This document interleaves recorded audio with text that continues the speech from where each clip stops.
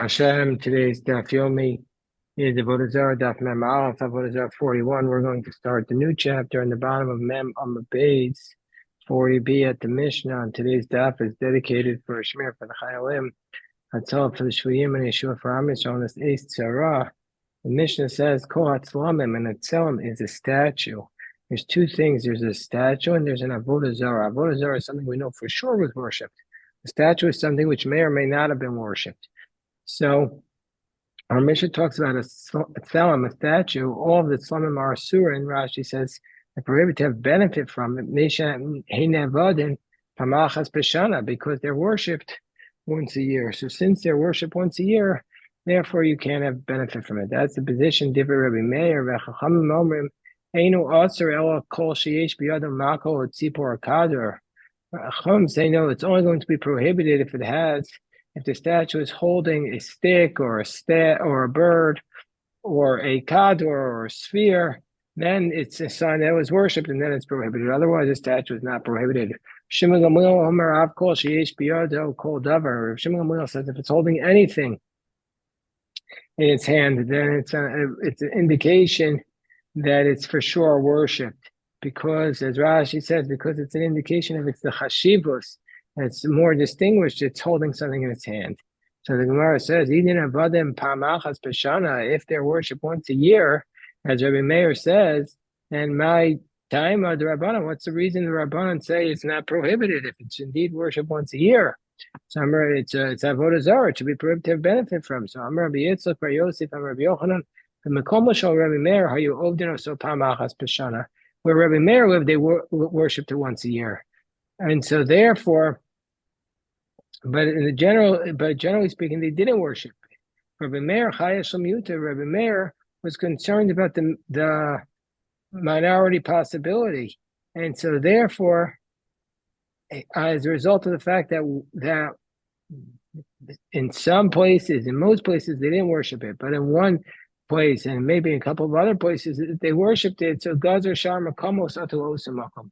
So he made a decree that all places should be prohibited because of that one place where we know for sure it was worshipped. The Rabbanan, the Chayesh Miute, Gazer Shar Makamos Atu Osamakom. The Rabbanan, they're not concerned about the small possibility, and so therefore they didn't make a decree about all other places because of that one place.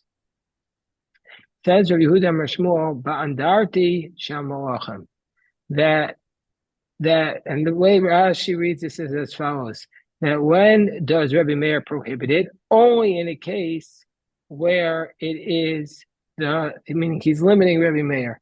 When does Rabbi Meir prohibit it? Only in the case of the andarti of the Moachim. Only when the king died, they used to make a statue at the entrance to the city as a memorial to the king. There, Rabbi Meir prohibits it because since he's so distinguished, they worshipped him. Tosfos says the opposite. Rabbeinu Tam says, "Hachikai Tera de Rabbanan." No, that this statement is referring to the heter of the Rabbanan, that which the rabbis say the statue is not prohibited unless it's holding, unless it's holding one of these things in its hand.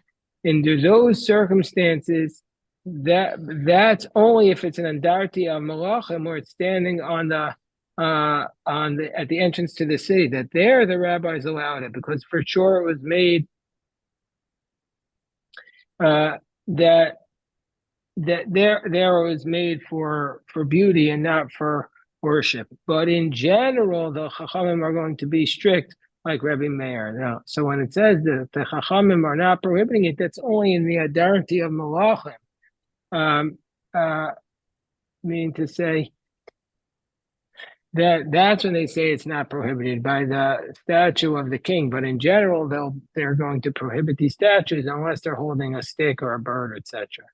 And in that context, also, that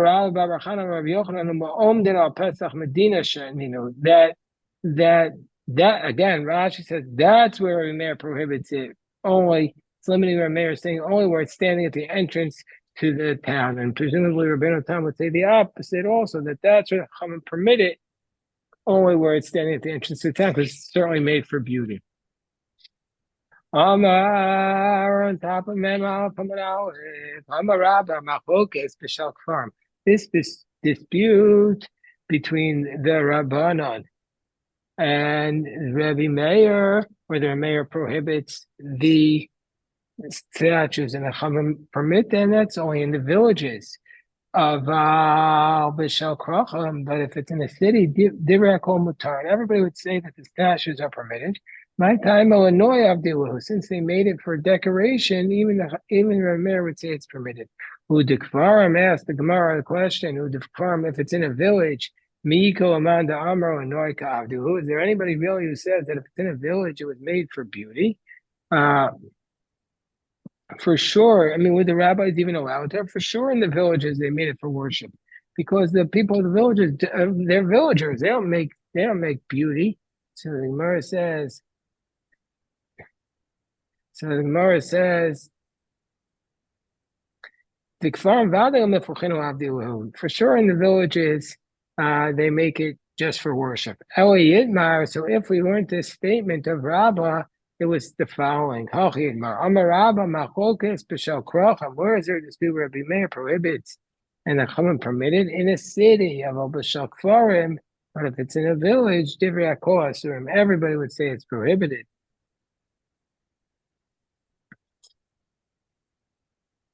So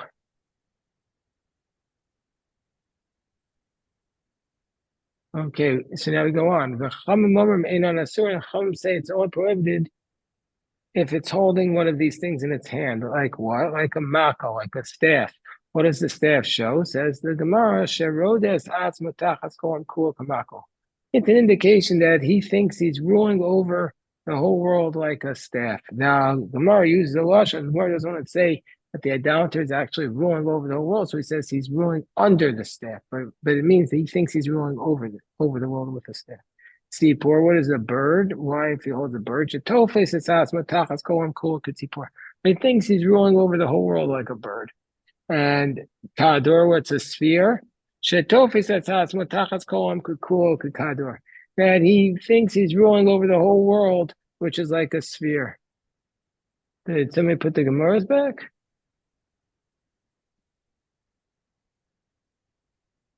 Oh.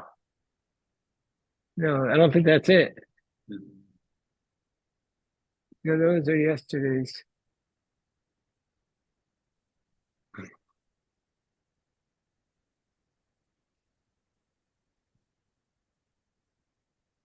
Here, Jeff. Oh, Jeff. Here, Jeff, in the meantime, use this. I'll find them afterwards. I don't know why somebody was so frustrated. I don't think so. I think those are where I put the old volumes.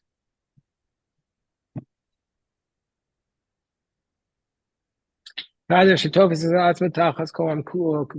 he thinks he rules over the whole world like a sphere. And Tana and Tosfos here says something interesting. That the world is round. As it says in Jerusalem Talmud, Alexandrus Mokdamon, that he saw the whole world like a sphere. And so we see from here that Tosfos of the opinion that in his view the whole world is basically round. In case people were wondering what the rabbinic position was, so that's what the rabbis say. Tana Husifa away, and we're in the middle of Memal from an Aleph. They added on to those things which the Chachamim would prohibit if the statue was holding it. They added on a sayif, a sword, and a tara, a crown with tabas and a ring. Sayif, the Gemara says, a sword made karasav, or at first they thought it was permitted because listen to Alma, because they thought maybe the king is just carrying himself like a robber. But in the end, they said it's prohibited because indication that he's saying, worship me because the whole world I could kill. Atara, a crown, the Ikarasav, where at first they thought, Gedil Kulili Ba'alma, at first they thought that it was just an ornament. Basically, it was a craftsman who makes these ornaments. That's it. Ubesov Savar Katara Hamelch. In the end, they said, no, it's like a crown for a king that is being worshipped. Tabas, Meikara Savar, at first they thought that the ring was Ishtaima Ba'alma, that it was, basically like a seal, that he's in charge of like a bureaucrat. But in the end, know that he's signing the whole world under him to death if he wants. This Gemara is actually very much halacha l'maisa with the question of what does it mean when certain religions have their symbols on them, specifically like Christianity. Is it an indication that it's something that they're worshiping, in which case you have to be very careful, or else it is less concerning if it's a decoration. So one of the reasons why people say it's not the cross in general, people are just wearing it as decoration. You don't have to view it as something that they're worship. Is that people shower with it and they bathe with it? That's an indication that it's decoration. But there are somebody just asked me about this last week, that there are some sunglasses today that there's a brand, it's a Christian brand, and they put the cross on it. There, it's not necessarily decoration there, it's for worship probably. So one should be very careful about buying such products. So the Gemara says, Rabbi Shimon Gamliel said in our Mishnah, anything that he has in his hands is an indication that it's being worshipped and it's for to have benefit. Tana afilu tzor afilu kesem, and we was taught about this. Even if he holds in his hand a clump of earth, and even if he holds in his hand a like a toothpick. So by Ravashi, tafas biyado tzoama. Let's he's holding in his hand excrement. Mi amrina and koyama zilu ba'ape kitzoa. Is it mean that everybody in the world is basically viewing him as a type of excrement, and or ikadamri humiyu the zil ba'ape koyama katseku, or maybe kitzoa teku, or maybe he views the whole world as excrement.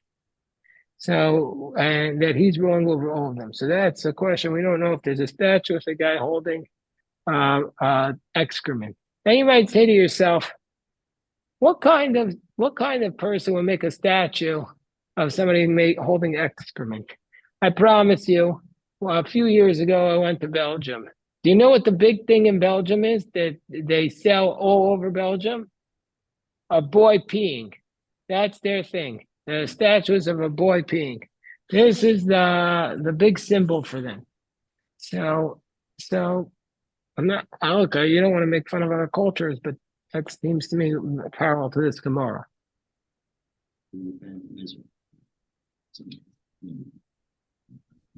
Yeah, but it's not the national symbol. It's the national symbol of Belgium, is this little boy peeing. I think it's called mannequin piche. Mannequin piece is what it's called. Hamotzi shivrei slamim. So somebody finds broken pieces of a statue. It's a dispute between Rameir and the Chachamim. Rameir says that the statues are always prohibited, and the Chachamim say it's only prohibited if it's holding something. And then they say, well, then Rashi says that the Rameir is being limited only to a statue of a king, and those says no, the Chachamim's permission is being limited, and so now we say Hamotzi shivrei tzlamim. Let's say you find broken pieces of a statue, Harei mutar, and then that's going to be permitted. And the Gemara is going to explain, because if it would be whole, then it would be a doubt whether or not it's prohibited, because we're not sure if we pass like Rameir and the Chacham, or Rameir says it's prohibited, the Chacham say it's not. And we're not sure if they worship it or not. And now that it's, even if you do say they do worship it, now you could say that it's broken. They meant to break it and to cancel it as idolatry. So it's a double doubt, what's called a spek sveika, and therefore we can be lenient. That's what the Gemara is going to say. So Amote shivrei tzlamim, you find broken pieces of a statue, harei mutar, and it's a double doubt. But let's say you find a piece of an arm or piece of a leg, then that will be prohibited because those types of items, like a portion of a hand by itself, they're worship them just by themselves. So it's not a double doubt, because it's just one doubt whether or not they worshipped it. Amar Shmuel. So Shmuel says this law should say about statues, that if you find them broken, it's permitted. Afilu shivrei avodas kochavim. Even if it's not just a statue, which we're not sure if they worship, even if it's idolatry, we know for sure they worshipped. If it's a broken piece of idolatry, you still, it's still permitted. Gemara says, "V'nantan shivrei tzlamim." But doesn't our Mishnah seem to say specifically it's only about statues and not about idolatry? Because if it was about idolatry, it would have said idolatry. It's a bigger chiddush. So the Gemara says, "No, who adin dafilu shivrei of this kocharim? No, even idolatry, broken pieces are permitted." The reason why it says broken pieces of the statue, because we want to say the next clause. If you find a broken piece of a statue of an arm or a leg, that's prohibited because similar things are worshipped. So because we wanted to teach us that law, it starts by Shivrei Tzlamim. But the same laws with respect to Shivrei Avodah Zarah, it's going to be prohibited. Tanan, so says Gemara is again going to try to challenge this position of the Gemara is going to now want to know why is the Tavnis out of Tavnis Regal prohibited? Tanan, we learned in our Mishnah, if you find a broken piece of arm or leg of a statue, it's prohibited because it's worshipped. So why do we say it's prohibited? Isn't it broken? They're the broken pieces of a Shmuel, and according to Shmuel, broken pieces of idolatry are permitted. Remember, Shmuel said that. Shmuel said, "I feel shivering of this kohanim are permitted." Well, if that's the case, then also this should be permitted. Even if it was worshipped, it's broken, so it should be permitted. So Tirgim Shmuel. So it's a question on Shmuel. So Shmuel explains, no, they're still standing on their pedestals. And so therefore, since it's there, it's for sure the case that they're worshiping it. So it's an indication from the context that it's something that's still being worshipped. Unlike the broken pieces of statue, which are not being worshipped, and generally speaking, broken piece of idolatry. But this one is placed on its pedestal, so it's being worshipped as a broken piece. Itmar, so now the Gemara brings a dispute about, let's say, the idolatry broke on its own. This is going to get us into tomorrow's daf. The idolatry that broke on its own. Rabbi Yochanan says, well, if it broke on its own, we'll say it's prohibited. Rish Lakish says muteris. Rish Lakish says it's permitted. Rabbi Yochanan says asura. It's prohibited. We don't assume that he never nullified it. In order for it to prohibit it, he has to nullify it. Since he never nullified it, therefore we're going to say that it is remaining prohibited. Rish Lakish says it's muteris. Rish Lakish says it's permitted. Rabbi Yochanan Amar Asur Da'alo Batal. Rish Lakish Amar muteris. Mistama betue mevatila. He says we can assume that if he saw his statue broken, he would have nullified it. Why? In his heart, he would have nullified it. Meimar Amar Iu. He would say he can't even save himself. He's going to save me, and he's going to give up hope in this idolatry. He loses faith in it. So that's what Rabbi Lakish says permitted. Rabbi Yochanan says prohibited. So it's Rabbi Yochanan Rish Lakish. So Rabbi Yochanan challenges Rish Lakish from a story in the book of Shmuel where the Aron was captured, and then they brought it to the field of the Philistines, and the Philistines had a god named Dagon, and they found that Dagon God fallen over in the field the next day. It says, "V'rosh Dagon u'shtei kapos yodav krusos." It says that he was chopped off with his hands, and then it says after that, "Al ken lo yijerchu kohanei Dagon."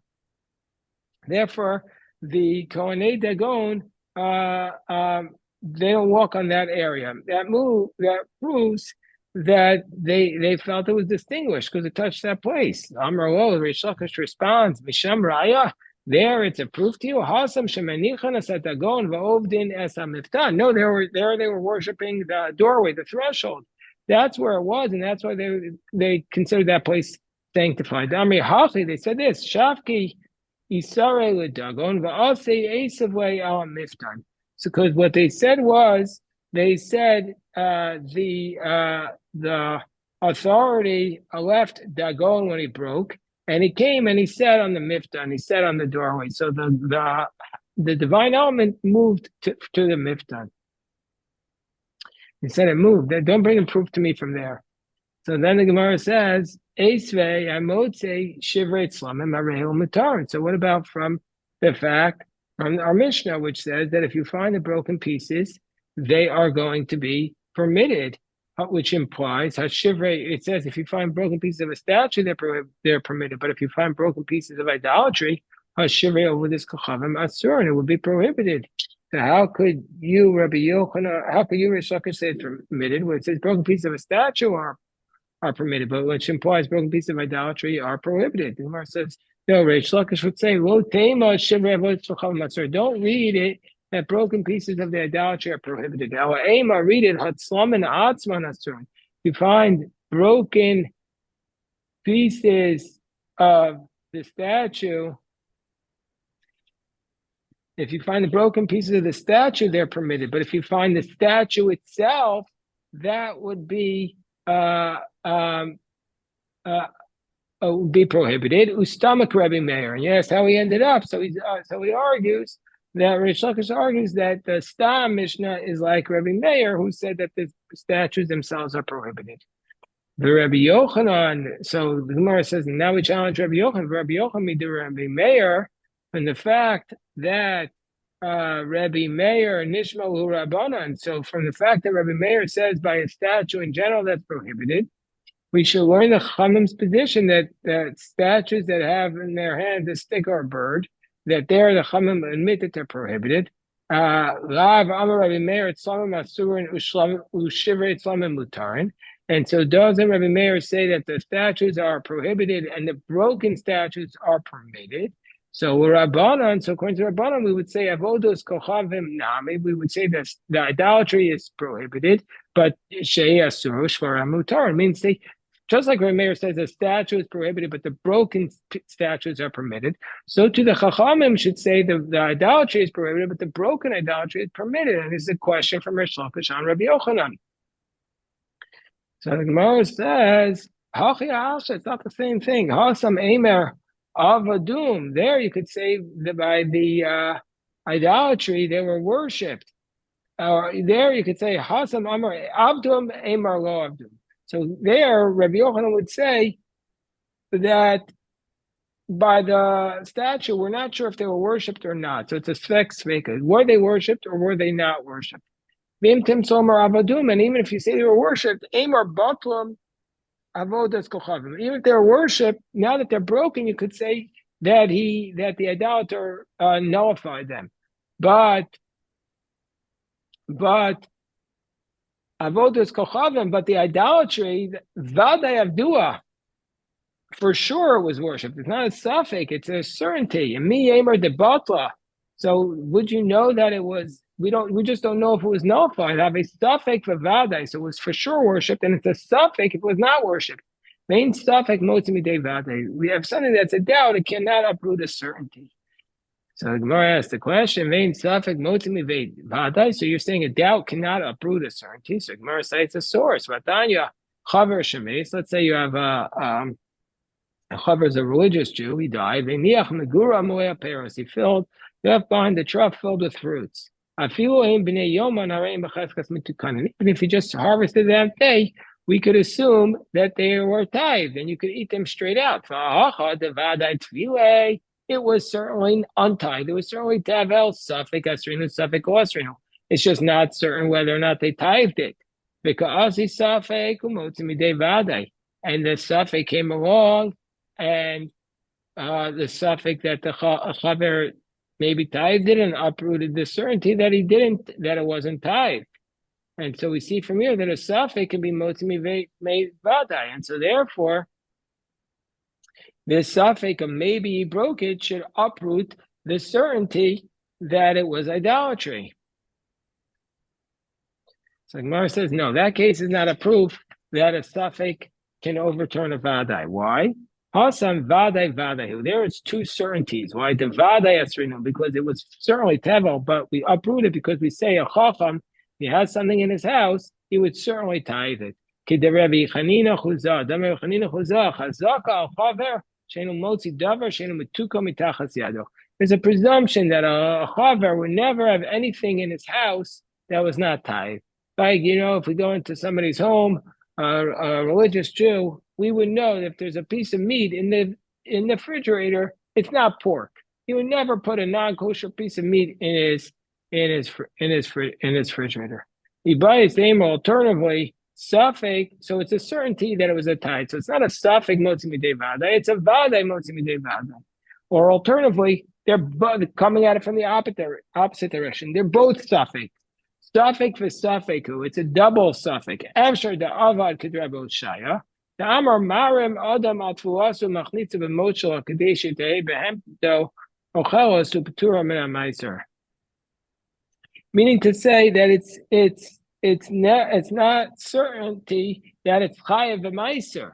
It's possible that he tithed, but it's also possible that it wasn't required to be tithed because there was a way of bringing it in to the house while it's still in its husk, and so therefore the animal will be able to eat it and it'll be exempt from the maiser. So therefore, he never piled it up. And since it was never piled it up, it was not established as requiring to be tied. And so therefore, it's a suffix motzi midei suffix. So therefore, we have not yet proved this case. Again, why are we here in the Gemara? Because we said in the Gemara that the reason why the Chachamim would say, according to Rabbi Yochanan, that the broken piece of idolatry are prohibited is because it was certainly idolatry, and it's just a suffix, and whether or not he prohibited it. And the suffix does not uproot from a certainty. So the Gemara was questioning that, and that's where we're leaving it off. Whether or not a suffix is motzi midei vadai. Okay, so we'll stop here. Baruch Hashem, that one will continue.